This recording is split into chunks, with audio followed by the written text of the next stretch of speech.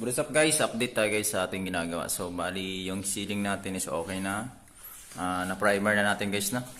And ayan. So napaikutan na dito primer yung wall tsaka yung yung ceiling na atin. Oh yeah. Ayan, suwabe na. Doon na lang na side yung naka-cloud. Meron pa diyang electrical na ipapadaan. And then nag-tile na tayo guys na. Nag-tiles na tayo. Ayan.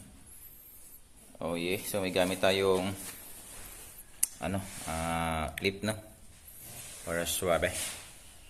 Ayan, so nakikita nyo guys no? So meron tayong gap na 2 mm no? Para sa ating grout and para din na matibay siya guys no? Hindi siya masipa kung sakaling merong defect yung isa. So hindi siya seamless kundi may gaff siya para maganda. And doon sa labas is